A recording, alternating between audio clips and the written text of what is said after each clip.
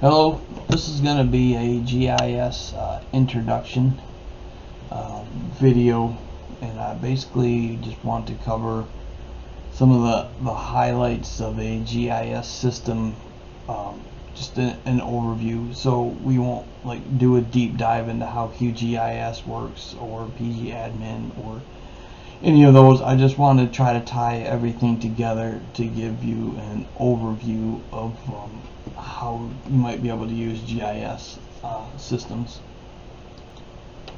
And I'd like to do two examples. One would be the no-cost database example, and then another one is a working production database sample. So I'll give examples of both. Starting with the no cost, and by no cost meaning that you can download both QGIS and PostgreSQL and PGAdmin, all that's open source, freely available, so you could just jump right in without any investment in software and do these items yourself.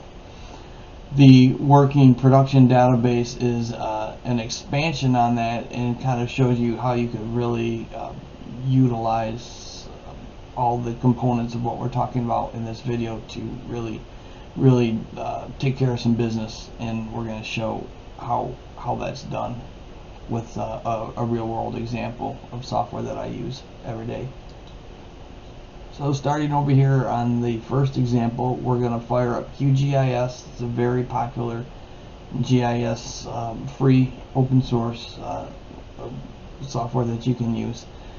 And we'll start there, and then we'll just take a peek at the database side of things, but not get technical at all and not get into it. I just wanted to show how, if you really get going on GIS information, what kind of the next step is, how you want to hold that information in a database. Certainly you can do quite a bit of work with GIS and never even touch a database, and that's fine.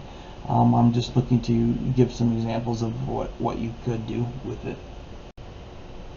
Okay, so here we are in QGIS, and we're going to start with the most fundamental element, which would be a point. So let's put a point right here. So once again, I'm just going to glaze over a lot of how these functions work, because this isn't a course on QGIS, but rather a course on GIS. So some of the stuff I might move through a little fast, but there's plenty of videos on YouTube and other places about how to do these. So to do a point, we also call this, give this the name of point, and then we're going to add a few attributes to this point. And so we'll say location, then add to fields, and then we'll say data.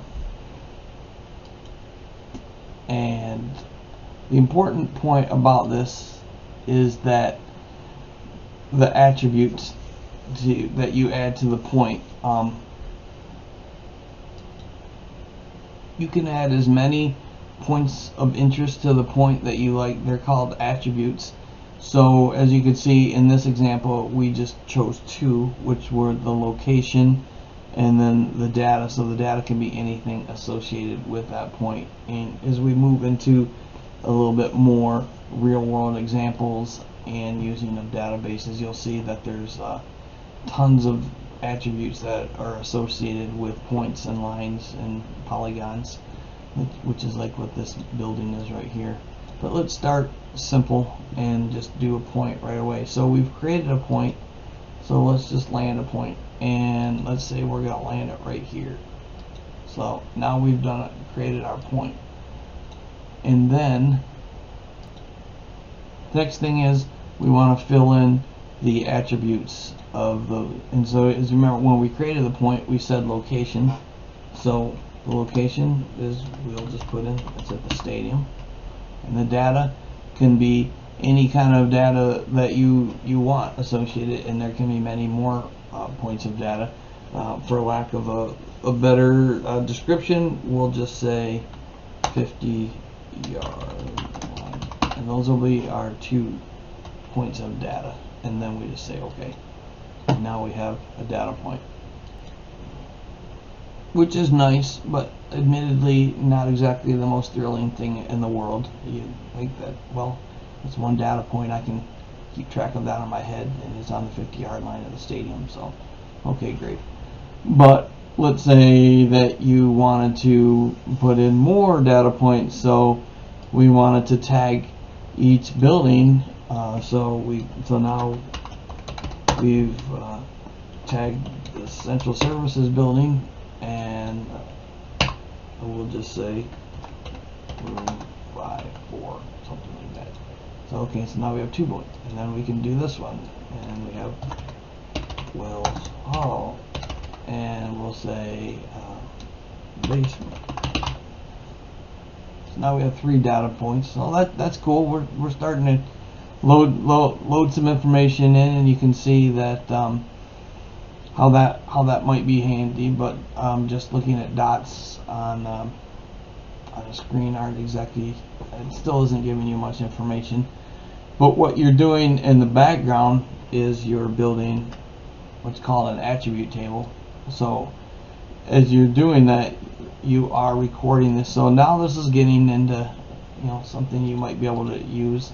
Maybe 3 points is still pretty, not very much, but you get where I'm going here. We could do 180 buildings here, and then we really got something. But for the sake of this video, let's just stick with our 3, and we have a little bit of information on each one of those.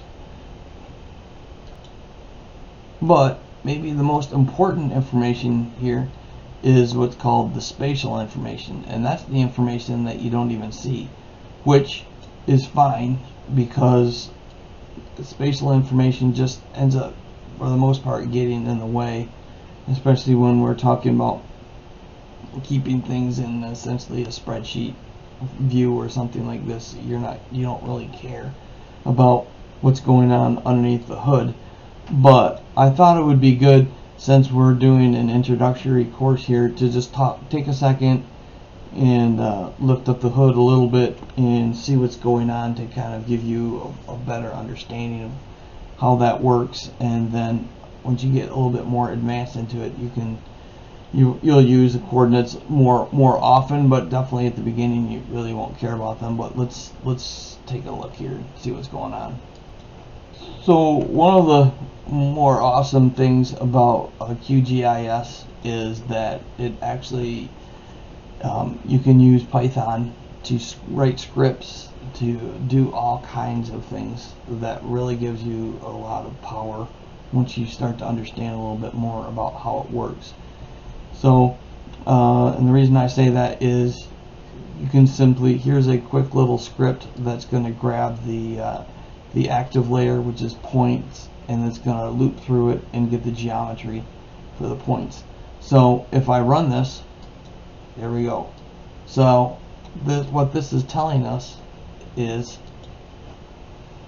the geometry for each one of these points, which they're pretty close together, so you're not going to really see much difference until you get way out here, and you'll see that there is a little bit of a change, but certainly in the first digits, not a lot of change. But those are your geometric points for the area that we just created. So we have the stadium, and then we have central services, and then we have Wells Hall, and each one of those are right here. And so one cool thing is, if you were to, you could take these coordinates and paste them into Google. So something like this.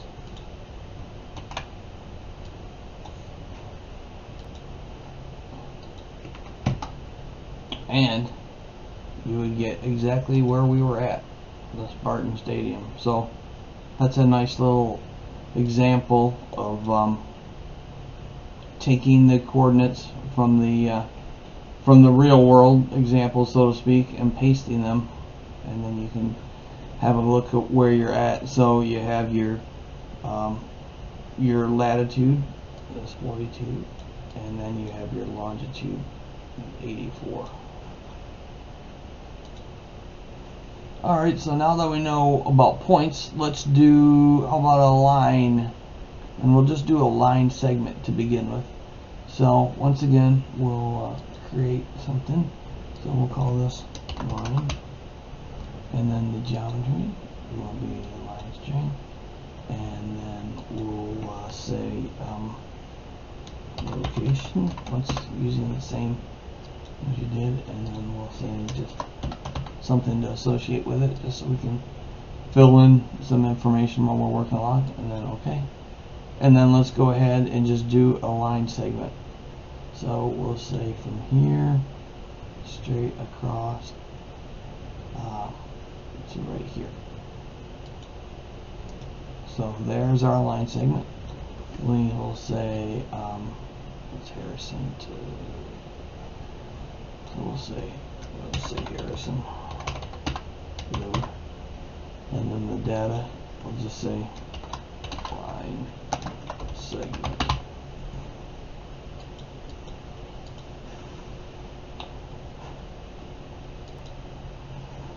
And so a line segment is essentially taking a point right here and a point right here and drawing a line between the two. So still pretty simple.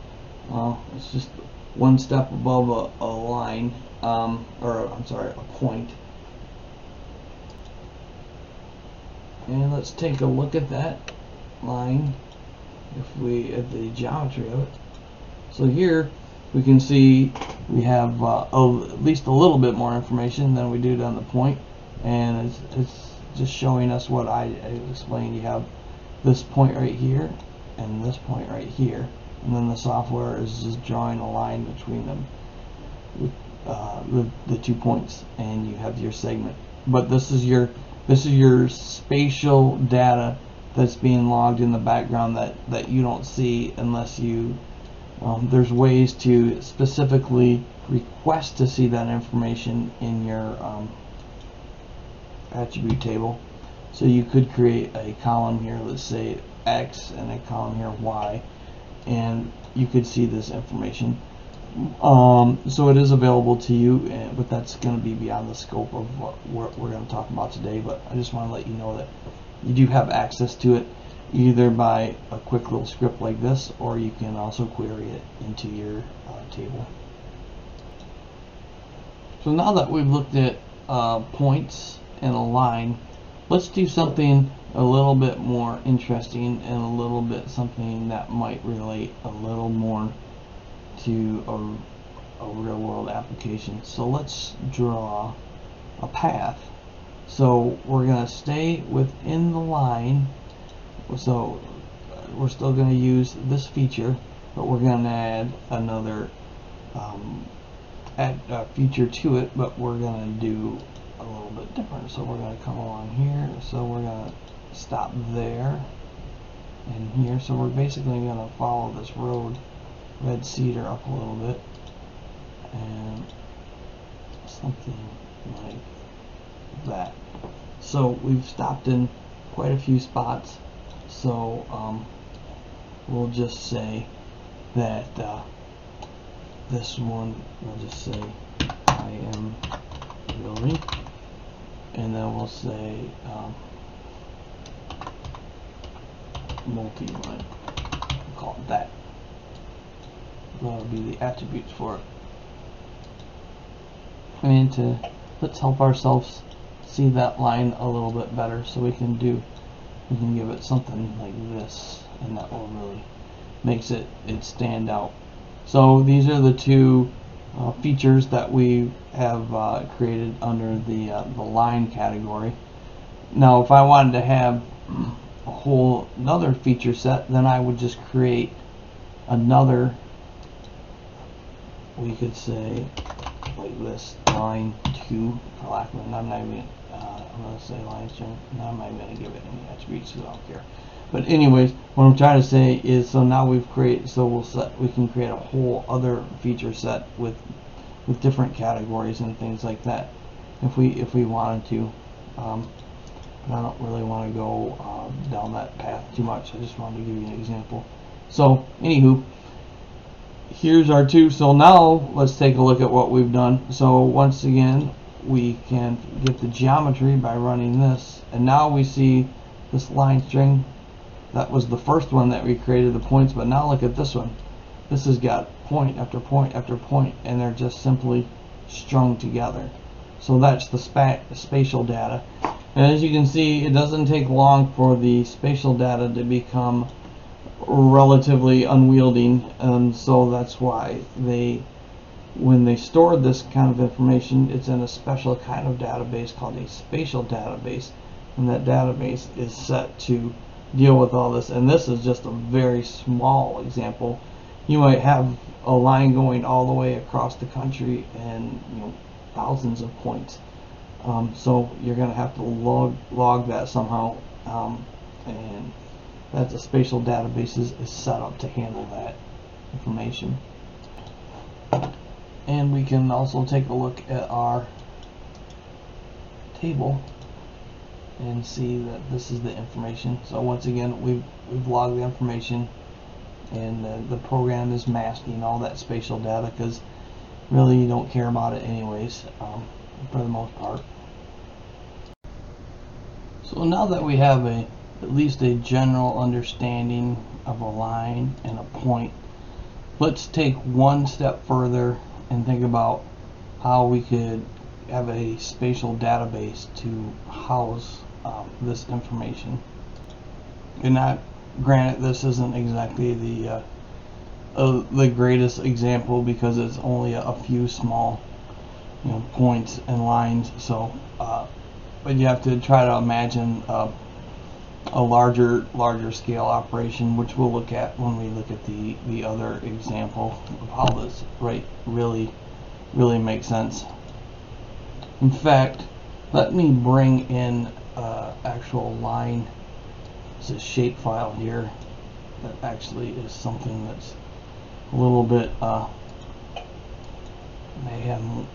has more information associated with it. So let's do this. Okay, I brought in this shape file named leg 2, and as you can see here, this is actually follows a actual path here. And if we open up the attribute table, you can see that there's actually quite a bit of information associated with this. And so this is a path, so each one of these represents a segment on this drawing. So as you can see, as I highlight, it's turning it yellow here. So if I highlight this one, that's another little segment. And actually it's hard to see because of the way it overlaps, but it's actually from here all the way down to here. You can see, if you look at the little axis, you can see that yellow line is underneath it, and so on. So it moves through. So we're representing a series of segments of lines to make up what we call a leg here. So this is a leg of fiber that goes from one building all the way to another and stops at a few other buildings. And so these have some information attached to it. Some of this is for our Oracle database, but it does say like a segment 1, a segment 2, a segment 3. So each one of these between buildings is a segment. It talks about the cable type. It tells about some information about the tube, the strand, and the cable length. So the length of each one of these segments is also logged. And it looks like there's lots of other information here too. But the point of this whole thing is that there's a lot, essentially an infinite amount of information that you can store about this line in the back end that you can utilize at a later date. And so you can almost divide this up into the graphical representation, which we're seeing here, which is the GIS, and then the database representation. And there might be two completely separate different sets of people who utilize this information. There might be one person who all they care about is putting this information in and adding the data, and then there's another person who works on the other end, and they're only interested in this, and they don't really pay much attention to the graphical part, other than maybe they might take a quick look at the map just to see how it goes, but they don't really care about all the details of how you put the lines in and the coordinates and all that stuff that we just covered. So let's take a second here to put this into, see how you could create a database hook in QGIS and place the information about these items in a database. And from a database you can do all kinds of things with the information in terms of creating queries and pulling out just the specific information that you like. And we'll look at that in a little bit more detail when we look at the production example, but at least I wanted to show you how you can actually, for free, just using open source software, create a database. So this video is definitely not going to serve an example of how to hook QGIS into a database, although it's not terribly difficult. There's tons of articles. This is by just an example of connecting QGIS to a database. There's lots out there. All I wanted to do was show you that it is possible in the steps, and then leave it as an exercise to the viewer to actually do the connections, which would be a whole other series of videos probably. So once you've gone through the steps to create the database in the background, you can use the database manager, and it will come up and look like this. And then you're going to want to look for the PostgreSQL, and then so it's already hooked into my database that has quite a bit of other schemas in them. So before we started here, I created a file or folder within the FTTx schema named training. So let's import the data from our QGIS over to the database. So you can either choose the line, the leg 2, the point, or the buildings that are in there. Let's just look at leg 2 because it has the most attribute information. So we'll just go ahead and send it over there.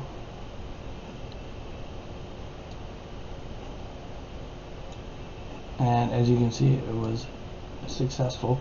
So now it's in the database. Now if we hop over to what's called PG admin, which is basically the front end of the database, so you can look in the database and see what you have in it. We have created, here's our leg 2, and then we can go ahead and view all rows. And there you go. So now we're looking at the data as it sits in the database. And one of the things I wanted to show you was that this spatial database actually shows the geometry.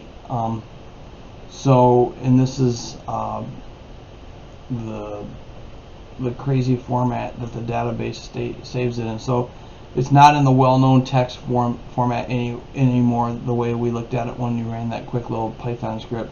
It's saving it like all the information like this, and so it goes on and on forever and ever, and quite a bit. So when you have so many times this information is masked from the user, but in this particular case you can actually see the geometry, and you can see how much information, and you have to have a database capable of storing and holding that. So that's kind of a behind the scenes look that you don't get to see that in like QGIS or something. But here is the same information that we looked at in the attribute table within QGIS. Now all we've done is sent it over, and we're putting it in the Postgres database. Still not super crazy useful, I guess is what I'm trying to say, but if you stick with me and watch the rest of this video as we look at a production database, you'll see how important this is, because you have to imagine that maybe we have leg 1 through 20 in here, so all of a sudden this table gets huge, and let's say we want to only look at leg 2 with the certain information on leg 2, so we could create a some kind of query like that. Show me leg 2 with a cable ID of 490 or something like that. So if this is tens of thousands of rows or something like that, you could write a quick script up here and it would just give you this information. For our final segment here, I wanted to take a second to show a real working production database example. In this example, we're going to use AutoCAD Civil 3D, and then we're going to pair it with a software called Munsys that's made by another company called Open Spatial, and it's Munsys is a utility mapping software. And in this case, we're gonna show an example of how to map fiber. But it could be any other utilities. It could be electrical, it could be ducts underneath the ground, it could be gas, it could be steam. All those layers are typically mapped into a municipality, and they're all tracked under this single software. Munsys is an example. I'm sure there's many others out there that do the same thing, but it's essentially the way of tracking all of your utilities in one place. And the nice thing about, in this case, in fiber, we're not just tracking the fiber cable, we're keeping track of the tubes within the fiber and the strands within the tubes. So if you have, for example, 144 strand fiber, you'll have 12 tubes in there, and then 144 strands within that. So this, you can really start to see the power of a database as you start to, now all of a sudden you're not just tracking a single cable that may go between 5 buildings. You're talking about a single cable with 144 strands that now you're tracking between 5 or 6 buildings, and all of a sudden, before you know it, you've got thousands and thousands of strands of fiber that you're trying to keep track of. And so you need some kind of software that's going to manage it, and if you're doing any kind of work within it, you're going to have to be able to query that information out quickly, because typically people have all day to sift through 50, 60, 70,000 lines of data just to find out some information about a circuit. So the database gives you the opportunity to query that information out. So let's take a quick tour of the Munsys software. Here we are in AutoCAD Civil 3D, and we're showing a campus environment, and right now essentially all the utility layers are off, and we're just seeing the buildings and the road edges. Didn't really want to bring in any kind of utilities or anything for this video, but I wanted to show an example of what you can do just creating spatial queries. So for example, if you wanted to take a look and try to find a particular fiber cable that comes through the campus, you could do something like a query in a spatial type query.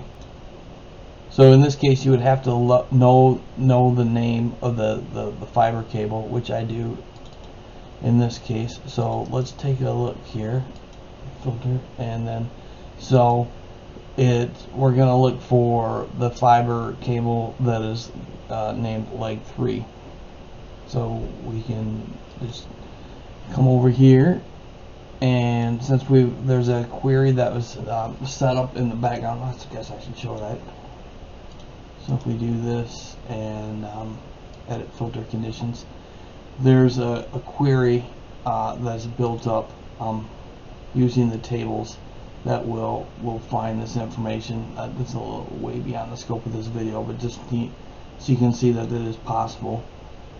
And so then we'll just come over here and then run selected query, and then there you go. So this is the fiber cable that's name is leg 3, and so it's showing all the buildings that it goes to for that single cable. And this cable path that we're seeing here is made up of multiple segments, which in this case are not very, it's not very clear, and so that's a bit of a downfall in CAD is layers go on top of each other. There's no offset in it. So for example, let's click on this segment, and we're going to get the information about this segment, and if you look real close, which is hard to see, but it just changed it just a slight different shade, and it's saying that it's this building or this fiber. So it's this piece of fiber right here. It goes between this building and this building right here. Here are the attributes that are associated with that fiber, though, so we do get quite a bit of information. It will tell us what buildings it goes between, information about the cable, which we touched on earlier in the video, and some other technical information. So if that's another way to view the cable and to query it spatially, is doing like I showed. And this is, I guess I should have mentioned at the beginning, this is all proprietary software. It's very expensive, so usually you would only have something like this if you you know, had a large corporation or something and plenty of money to buy all the software. And it runs on top of AutoCAD Civil 3D, which in its own right has a relatively expensive yearly license associated with it. But now let's take a look at the back end of this, which is in the Oracle SQL developer. And so this would be similar to when we looked at the PG admin. And Oracle, this is actually there's no cost for, or no fee for using this little program right here. So you can have this piece of software for free. But what we're doing here is we've tapped into the data. So we have to do just like we did in the other one, is we have to hook the database, and so that's what's going on right here. So once we pull in the database, it has to go out and authenticate, and now we're good. So here we can create queries against the database and get information. For example, we could pull up the information about the leg 3 cable that we looked at, so we can run the query.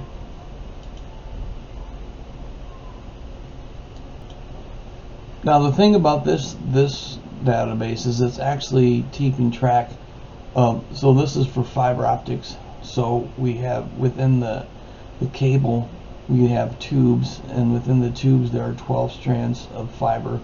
So what we're doing is actually keeping track of each strand of fiber. So here we have tube 1, and then strands 1 through 12, and then we're saying what they're used for and some information about the buildings that they go to.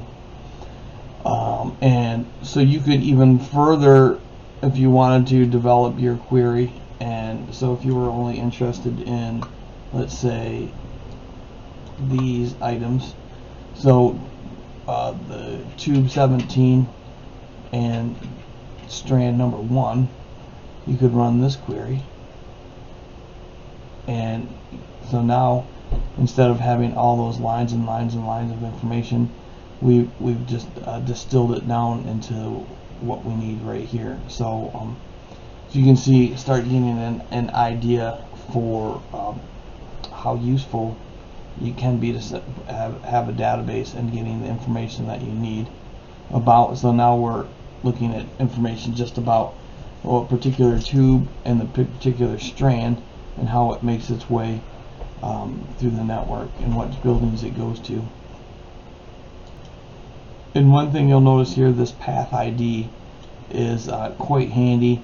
It's another way of identifying a circuit. So when we build out a strand of fiber, it might be from one building to another, but it passes through other buildings on the way there to its destination, and it's spliced.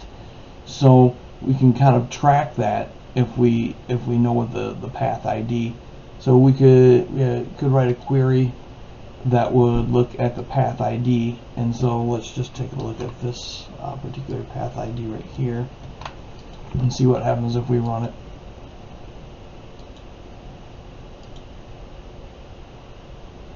Which didn't really give us a lot of good information, but we can try another one. Let's try this ID. I'll have to load it back in over here. Okay. See what this one gives us. Alright, so that gives us a little bit of information, more information. So the path ID stays the same, but it shows which buildings that it travels through. So instead of looking at, so if we load in the whole database, there's something like 43,000 strands of fiber to have to deal with. So by writing these queries like this, it gives you a quick way of finding the information that you need instead of having to scroll through the information and try to find it manually. And then you have it in a nice little package like this that you can quickly export into an email or something by just doing you can do like a Control A, and which will select everything, and then if you do Control and then Shift and then C, it will copy everything. Let me see if I can just throw this in the notepad real quick. Let's give an example. Let's see what happens. So I copied it, and then we'll go B. So it copied everything from the table, and it keeps the headers. And so if I were to put this into a spreadsheet, it would have these in the headers, and then your field, your information, their attributes would populate below it. So I hope that was helpful for everyone, and we'll see you on the next video. Thank you.